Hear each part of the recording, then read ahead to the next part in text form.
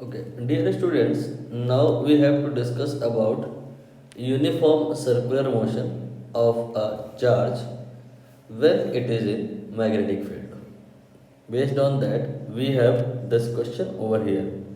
करेंगे इसको भी, बट बिफोर दैट शॉर्ट में मैं आपको थ्योरी ब्रीफ किए दे रहा हूँ। लास्ट सेशन जो हुआ था उसमें मैंने आपको बताया था कि थीटा इफ ज़ीरो या 180 इन दैट सिचुएशन जो पाथ होगा वो स्ट्रेट लाइन होगा।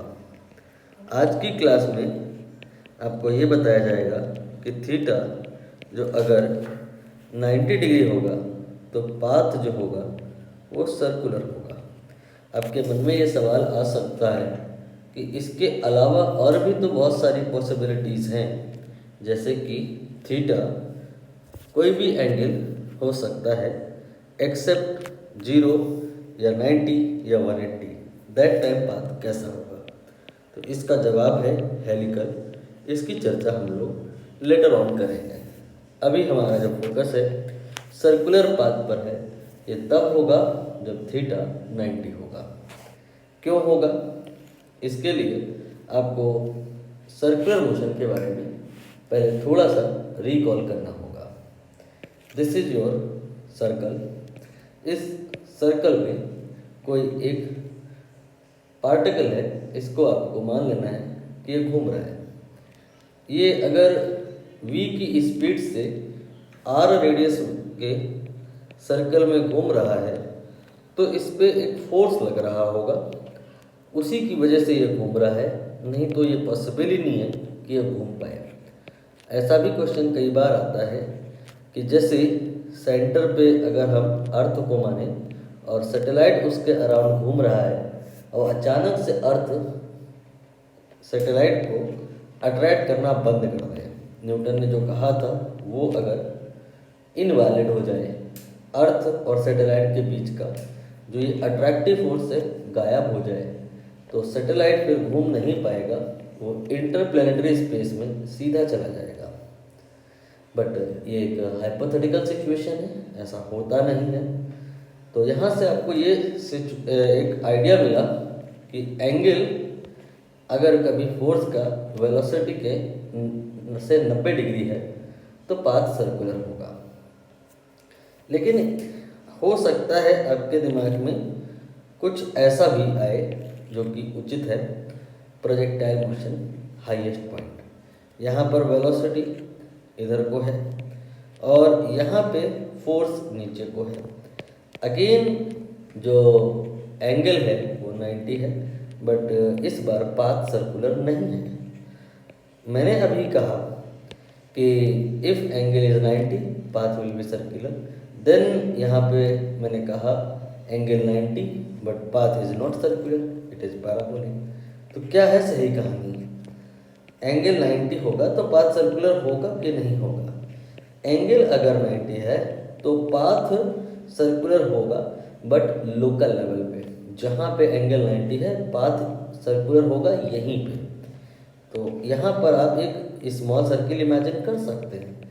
इसका आपने रेडियस ऑफ कर्वेचर पे निकाला होगा, थोड़ा टफ भी होता है यह। लेकिन अगर कहीं आगे हम बात करें जैसे यहाँ, तो यहाँ पे वेलोसिटी देख लो और फोर्स देख लो, आप पाओगे क्या कि यहाँ पे जो एंगल है वो 90 नहीं है। फोर्स और वेलोसिटी के बीच का एंगल 90 नहीं है। तो फिर यहाँ पर इस लेवल पे, इस लोकल पॉइंट पे ए पे अपनी बात हो रही है, बी पे पाथ सर्कुलर नहीं है। क्लियर? जबकि अगर हम बात करें यहाँ पे, तो यहाँ पर पाथ किसी पॉइंट पे नहीं, हर जगह सर्कुलर है।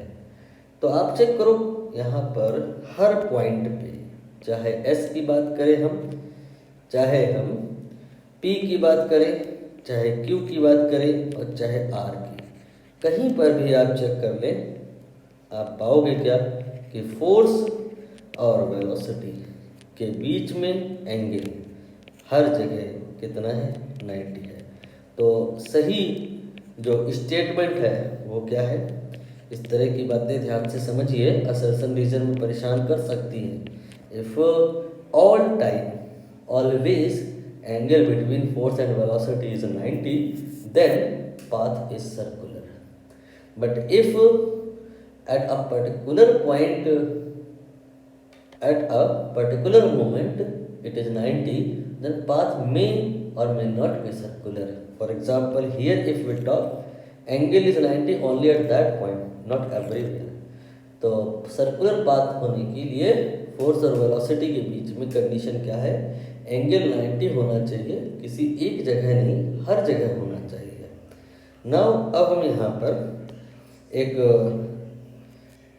मैग्नेटिक फील्ड कंसीडर करेंगे। क्रॉस क्रॉस हमने बना लिया। यहाँ पर हम एंगल 0 नहीं लेंगे, क्योंकि 0 लेंगे तो वो तो मैंने लास्ट सेशन में बता दिया है कि कोई फोर्स लगेगा नहीं, तो कोई एक्सेलरेशन होगा नहीं, और फिर कोई एक्सेलरेशन होगा नहीं तो वेलोसिटी चेंज होगा नहीं, और कोई डायरेक्शन चेंज होगा नहीं, तो स्ट्रेट लाइन में बॉडी चली जाएगी, क्योंकि डायरेक्शन ही नहीं चेंज हो रहा है। तो हमें यहाँ पर थीटा जो है 180 लेना है। ये जो मैंने क्रॉस क्रॉस बनाया है, this is your magnetic field indicating directed inward, plane के परपेंडिकुलर अंदर को जा रही है। अब आप इस प्लेन में वेलोसिटी कहीं भी मेंशन कर लो, जैसे चाहे यहाँ पर कर लो। Angle between velocity and magnetic field 90 है। यहाँ पर देख लो, वेलोसिटी और मैग्नेटिक फील्ड के बीच का जो एंगल है वो 90 है। यहाँ पर देख लो, वेलोसिटी और फील्ड के बीच का एंगल 90 है। Everywhere angle between velocity and field is 90 because field is perpendicular to this plane in which velocities are drawn. यहाँ पर अगर आप 3D में समझना चाहो तो ऐसे बना सकते हो, ये फील्ड हो गया, यहाँ पे ये फील्ड हो गया, यहाँ पे ये फील्ड हो गया, यहाँ पे ये फील्ड हो गया। नाउ अगर हम फोर्स की बात करें तो लास्ट सेशन में आपको मैंने बताया V क्रॉस B ये होता है फील्ड, सॉरी ये होता है फोर्स। सही फार्मूला तो था q v cross b, unless बताया ना जाए क्यू पॉजिटिव मानेंगे, तो जो वी क्रॉस बी का डायरेक्शन होगा वही तो फोर्स का डायरेक्शन होगा। मतलब हमें वी क्रॉस बी की डायरेक्शन निकालनी है हर एक पॉइंट पे, वही रिप्रेजेंट करेगा फोर्स के डायरेक्शन को। यहाँ पर, यहाँ पर, यहाँ पर कैसे निकालते हैं वी क्रॉस बी की डायरेक्शन? इसके लिए हम V और B को मिला करके एक प्लेन इमेजिन करते हैं, और इस प्लेन में अब हमें एक ड्रिल करना है, एक होल करना है। जैसे ये आपका प्लेन है, इसमें आपको होल करना है, तो कैसे हो सकता है? इधर से आप होल करिए ऐसे। अब आपके पास जो स्क्रू ड्राइवर है उसको आप ऐसे भी घुमा सकते हो और आप इसको ऐसे भी घुमा सकते हो। घुमाना कैसे है? ऐसे घुमाना है कि जो V है वो जब घूमे तो B को क्रॉस कर जाए, क्योंकि हमें V क्रॉस B करना है, ना कि B क्रॉस V करना है। B को नहीं घुमाना है, हमें V को घुमाना है और ऐसे घुमाना है कि वो B को क्रॉस कर जाए। तो जब इस सेंस में आप घुमाओगे स्क्रू को तो पाओगे क्या? ये स्क्रू इधर को जाएगा, ना कि इधर को पीछे को आएगा। स्क्रू जो है आपका जिधर को जाएगा वही फोर्स की डायरेक्शन होती है। ये मैंने फोर्स बनाया। ऐसे ही आप हर जगह पे बना सकते हैं, मैंने ये हर जगह पे बनाया। ठीक, आप चेक कर लो कहीं ऐसा तो नहीं है किसी पॉइंट पे कि एंगल 90 ना हो। आप पाओगे हर जगह एंगल 90 है। V और F के बीच का जो एंगल है वो कोई एक पॉइंट पे नहीं, हर जगह 90 है। इससे ये सिद्ध हो गया कि इसका जो मोशन होगा वो सर्कुलर होगा, और चूंकि ये आपका फोर्स 90 डिग्री पे है तो कोई वर्क नहीं करेगा। You know, force into displacement into cos theta, theta 90 work का फॉर्मूला होता है ना, तो फिर कॉस 90 0, कोई वर्क नहीं करेगा तो मोशन सर्कुलर होगा, और कोई वर्क नहीं करेगा तो कोई स्पीड में चेंज नहीं होगा, कोई काइनेटिक एनर्जी में चेंज नहीं होगा। मैं आपको पहले ही शुरुआत में बता दिया था कि जो अगर फोर्स प्योरली परपेंडिकुलर है तो its effect only will be turning. अगर force purely along the velocity है तो स्पीड को चेंज करेगा, टर्निंग इफेक्ट नहीं देगा। और अगर फोर्स ऐसा है कि उसका एक कंपोनेंट वेलोसिटी के डायरेक्शन में है और दूसरा परपेंडिकुलर है तो फिर वेलोसिटी का मैग्नीट्यूड यानी कि स्पीड वो भी चेंज होगा और टर्निंग इफेक्ट भी होगा। ये बात हेलिकल मोशन में डिस्कस होगी, नॉट नाउ। अभी तो हर जगह आपका ये जो फोर्स है वेलोसिटी के परपेंडिकुलर है तो हर जगह ये टर्निंग इफेक्ट ऐड कर रहा है, कहीं भी स्पीड को चेंज नहीं करा रहा है। आप चाहे तो याद कर लो या वर्क निकाल लो या पावर डिलीवरी निकाल लो। पावर होता है F v cos theta, work होता है एफ एस कॉस थीटा। तो पावर से आप अप्रोच करो तो थीटा 90 है तो पावर डिलीवरी जो है ना इस फोर्स की वो 0 होगी। It will not deliver any power to this particle, so its energy will not increase, its kinetic energy throughout the motion remain constant. तो अब यहाँ पर अगर सब चीज़ें जो कांस्टेंट है कितनी है निकालना हो तो कैसे अप्रोच करें, कुछ मैथमेटिकल एनालिसिस करनी हो तो कैसे अप्रोच करें। किसी भी प्रकार का सर्कुलर मोशन हो, सारे ही सर्कुलर मोशन में एक ही टाइप की स्टोरी है। जैसे कि यहाँ और यहाँ, इसमें जो ये अट्रैक्टिव फोर्स है ये mv²/r सेंट्रीफ्यूगल फोर्स होता है, इसका नाम से बैलेंस हो जाता है। ठीक है, ये अट्रैक्टिव फोर्स का न्यूटन ने फॉर्मूला जिस दिन बताया होगा उस दिन इस वाले को न्यूटन के बताए गए फॉर्मूले को mv²/r से बराबर करके ऑर्बिटल वेलोसिटी निकाल ली गई होगी। अब यहाँ पर अगर हम बात करें इस जगह पे तो इस जगह पे भी क्या है, सर्कल में मोशन हो रहा है तो सेंट्रीफ्यूगल फोर्स तो होगा। अब ये जो सेंट्रीफ्यूगल फोर्स mv²/r होगा ये इस यहाँ पे न्यूटन के बताए गए फोर्स से थोड़े ना बैलेंस होगा। कोई ऐसा थोड़े ना हो रहा है कि ये वाला जो पार्टिकल है इसमें मास है और सेंटर पे एक और मास है, ये m1 है ये m2 है, r दूरी पे है जी, m1 m2/r mv²/r के बराबर होगा। नहीं, यहाँ पे फोर्स ये तो लग रहा है लेकिन ये ग्रेविटेशनल फोर्स नहीं है, ये मैग्नेटिक फोर्स है। मैग्नेटिक फोर्स का मतलब ये जो मैग्नेटिक फील्ड है ड्यू टू दैट इस पर फोर्स लग रहा है, वो जितना भी होता होगा वो आप निकालो और उसे इसके बराबर कर दो, रिजल्ट आएगा जो आपको फाइनली याद करना होगा। तो F इक्वल टू यहाँ पर होता है QVP, होता तो साइन थीटा भी है बट थीटा तो 90 है तो साइन 91 हो जाएगा। QVP को mv²/r के बराबर कर लीजिए। अब आप यहाँ पर सिंप्लीफाई करें तो r की वैल्यू आ जाएगी mv/qv। ये कहानी है इम्पोर्टेंट, क्यों? दरअसल इस कहानी के आगे, इस कहानी में जो फॉर्मूले हैं उनकी जो शक्ल है बदलती जाएगी। जैसे mv ये है मोमेंटम, तो एक नया फार्मूला आ जाएगा, ये हो जाएगा वही r के लिए एक नया फार्मूला p/qv।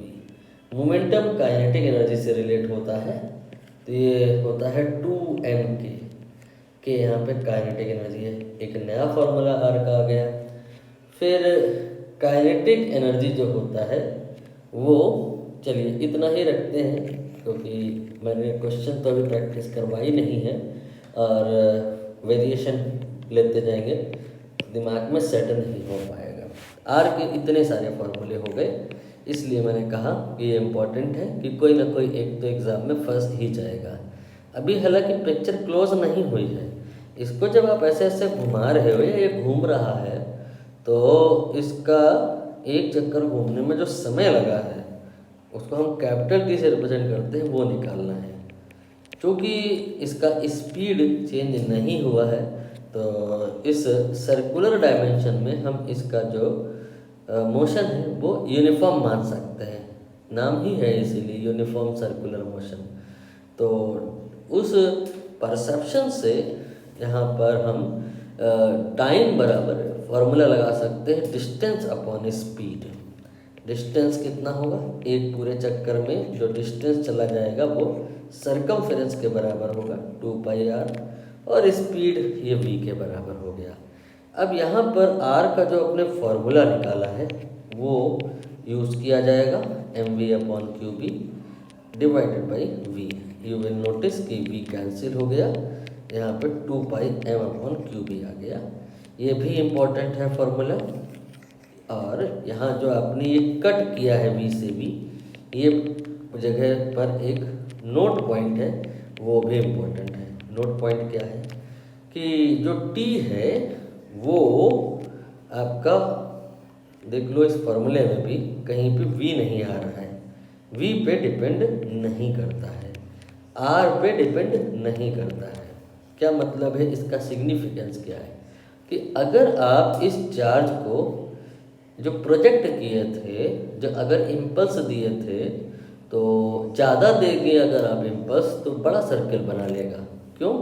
क्योंकि r बराबर mv/qb है। मोमेंटम या इम्पल्स या v अगर ज़्यादा होगा तो r भी ज़्यादा होगा। हैवी एंड या energetic particle will move on with greater circle. तो इट सीम्स दैट कि बड़ा सर्किल अगर बन रहा है किसी चार्ज पार्टिकल के द्वारा तो उसको समय ज़्यादा लगेगा क्योंकि अगले ने ज़्यादा डिस्टेंस कवर करी है। बट ये रॉन्ग है, इसीलिए पूछा जाता है भाई अगर कोई बड़ा सर्किल बना रहा है तो स्पीड भी तो उसने ज़्यादा रखी है।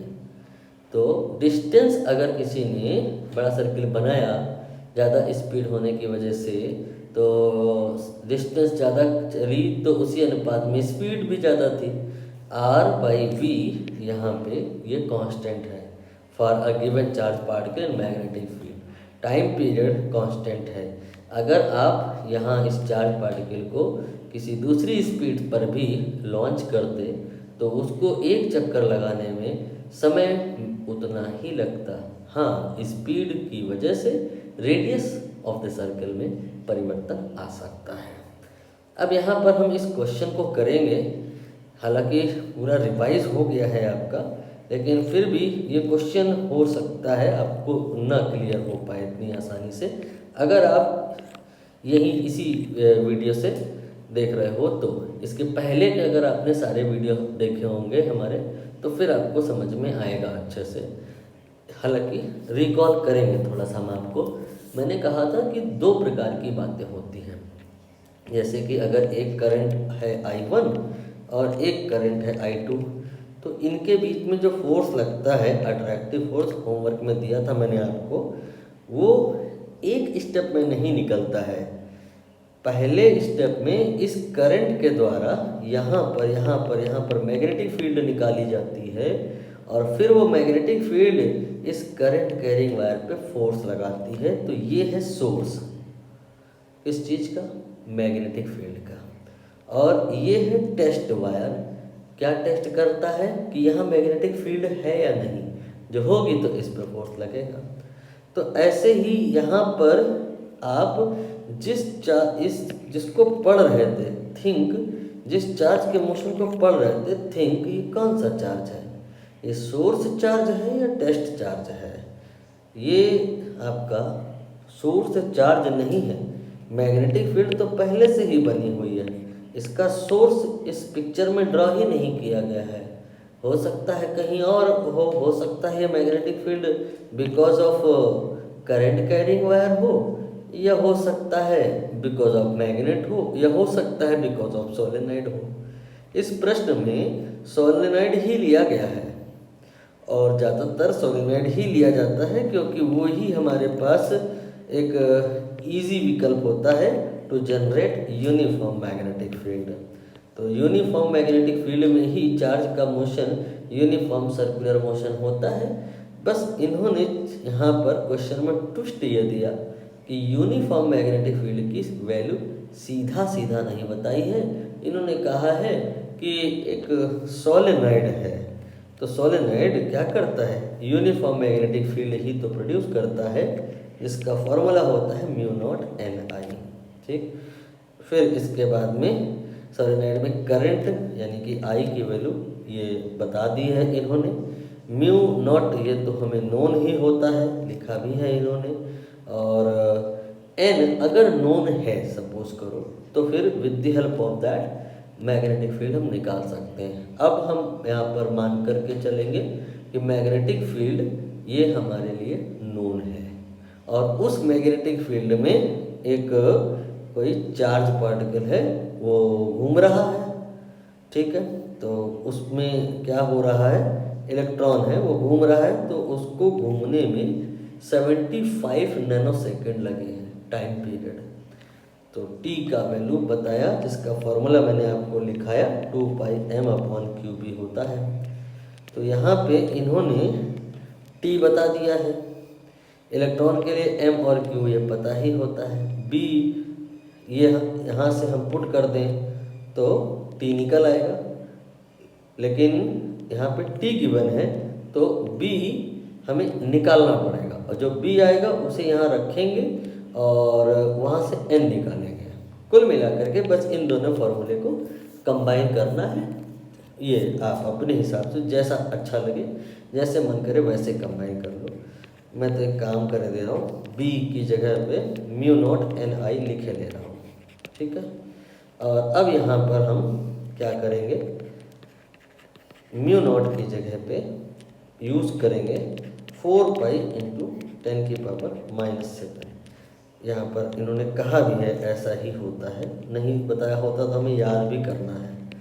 नाउ एन ये तो हमें निकालना है, एन क्या होता है, जो सोलेनॉइड जो यहाँ नहीं बना है, ज़रूरत भी नहीं है बनाने की, उसमें वाइंडिंग होती है तो number of turn per unit length ये स्मॉल एन होता है और यही हमें यहाँ निकालना है।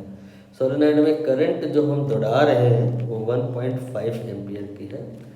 अब यहाँ पे m की वैल्यू रखेंगे 9 × 10⁻31 और q ये है 1.6 × 10⁻19 और t ये है 75 नैनोसेकंड है। इसको SI यूनिट में ले आइए 10⁻⁹। ओनली n यहाँ पर जो है वो हमें नहीं पता है, बाकी सब कुछ नोन है। कैलकुलेशन बहुत ज़्यादा मुश्किल नहीं जाएगी, मैंने करके देखा है, चेक किया है। तो यहाँ पर फाइनली मैं मान के चल रहा हूँ कि n 250 आ जाएगा। जो अगर नहीं आता है तो आप ये भी डिस्कस कर सकते हैं, कमेंट बॉक्स आपके लिए ही है। आई थिंक आपको पूरा समझ में आ गया होगा। जो अगर कुछ नहीं समझ में आया है तो again I am telling comment कर सकते हैं। बाकी डिस्क्रिप्शन में नंबर भी है, वहाँ से आप टेलीग्राम या व्हाट्सएप वो भी कर सकते हैं।